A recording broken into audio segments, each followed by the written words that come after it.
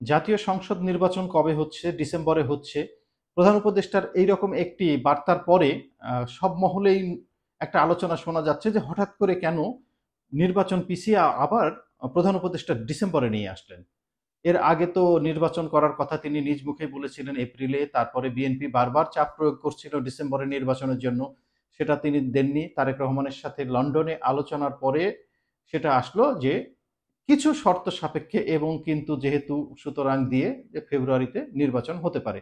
সে ফেব্রুয়ারি থেকে হঠাৎ করে তিনি কেন ডিসেম্বরে নির্বাচন দিতে গেলেন? এই নিয়ে নানান মহল নানান ধরনের কথা বলছে, নানান সমালোচনা হচ্ছে, নানান জনের নানান ধরনের প্রতিক্রিয়া। কেউ বলতে চাচ্ছেন যে আসলে সরকার কিছু করতে পারছে না।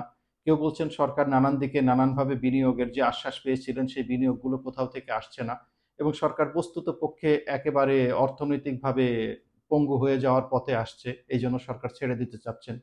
কেউ বলছেন বিদেশে যে ভাবমূর্তি তৈরি করার কথা, আসলে বিদেশে সরকার কোনো ভাবমূর্তি তৈরি করতে পারেনি। আন্তর্জাতিক মহলের বিভিন্ন ধরনের চাপ আছে গণতান্ত্রিক সরকারের প্রতি। তাই তারা নির্বাচন দিচ্ছে। কেউ বলছে একটা সেফ এক্সিট নেওয়ার জন্য এই সরকার ডিসেম্বরে নির্বাচন দিতে যাচ্ছে। আর একেকজনের একেক ধরনের মতামত থাকবেই। তবে সবার কথাই হচ্ছে যে ডিসেম্বরে নির্বাচন হয়তো হতে পারে। এ ধরনের আশাবাদী।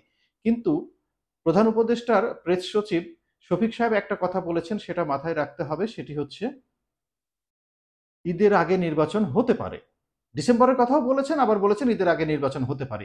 এই যে এবং কিন্তু সুতরাং তিনি এর মধ্যে ঢুকিয়ে দিয়েছেন সেই বিষয়টাকে একটু চুলচেরা বিশ্লেষণ করেন আপনারা। স আ উপদেষ্টা পরিষদ কি নিজের কথায় চলে, নিজের বুদ্ধিতে চলে, নিজের যেভাবে কাজ করতে চাই সেইভাবে করে?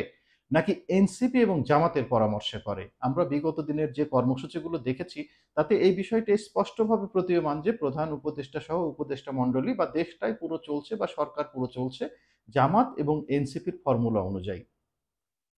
জামাত এনসিপির ফর্মুলা অনুযায়ী জামাত রাজনৈতিক দল, এনসিপি এখনো সেইভাবে রাজনৈতিক দল হয়ে উঠতে পারেনি। তাদের নিবন্ধনের ইস্যু, তাদের প্রতীক এবং জনসংযোগ কোনো কিছুই হয়ে উঠতে পারেনি।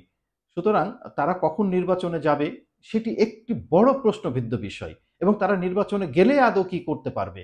তাদের কি এমন ধরনের পরিস্থিতি আছে ধরেন যে সারা দেশে ৩০০ টা আসন, ৩০০ টা আসনে যতগুলো ভোট কেন্দ্র আছে প্রতিটাতে যদি ধরি ১০০ টা করে ভোট কেন্দ্র, সেই ১০০ টা ভোট কেন্দ্রে যদি ৯ টা ১০ টা করে বুথ থাকে তো ১০ টা করে বুথ। এতগুলো পোলিং এজেন্ট নিয়োগ করার মতো তাদের লোকজন জনবল হয়েছে সব সব কেন্দ্রে?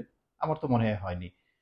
তাছাড়া তারা কি এই জায়গায় আসতে পেরেছে যে নির্বাচন হলে তাদের অবস্থান কোথায় যাবে? নির্বাচন হলে তারা কি ৫ টা ১০ টা ৫০ টা ১০০ টা সিট পাবে? এটা আপনারা বিশ্বাস করেন? আপনারাই তো বিশ্বাস করেন না যে এনসিপি নির্বাচনে ভালো করতে পারে, অনেকগুলো সিট পেতে পারে। তাহলে এনসিপি কেন নির্বাচন দেবে? এনসিপি কি নির্বাচনের মধ্য দিয়ে এই সরকারকে গঠন করেছে বা এই সরকারই কি নির্বাচনের মধ্য দিয়ে এসছে? এই সরকার কিভাবে এসছে সেইটা আপনাদের বারবার খেয়াল রাখতে হবে। যে ধারায় সরকার এসেছে সেই ধারায় নির্বাচন ছিল না। এনসিপি বারবার একটা কথা বলছে জুলাই সনদের কথা এবং জুলাই সনদ সরকার কিন্তু এখনো তৈরি করতে পারেনি। জুলাই সনদকে ছাড়া এনসিপি কখনো নির্বাচনে যাবে না।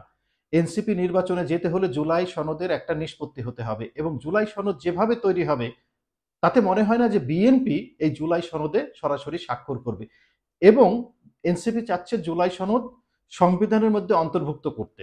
সংবিধান তো চাইলেই অন্তর্ভুক্ত করা যায় না। তাহলে সেখানে গণভোটের একটা ইস্যু আসতে পারে, সংবিধান স্থগিতের ইস্যু আসতে পারে।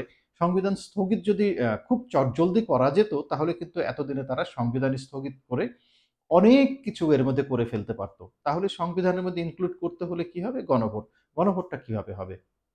গণভোটটা কিভাবে হবে সেটি একটি বড় বিষয়। গণভোট দিলে কি আ বিএনপি বা বিএনপির সাথে যেগুলো মানে এই মুহূর্তে খুব তড়িঘড়ি নির্বাচন চাচ্ছে, তারা গণভোট মানবে? তাও তো মানবে না।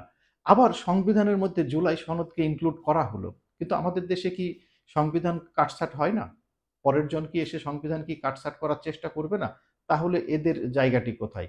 সুতরাং এনসিপি যতক্ষণ পর্যন্ত তাদের পরবর্তী অবস্থান সম্পর্কে পরিপূর্ণভাবে নিশ্চিত হতে না পারছে, ততক্ষণ পর্যন্ত এদেশে জাতীয় ইলেকশন হবে বলে মনে হয় না।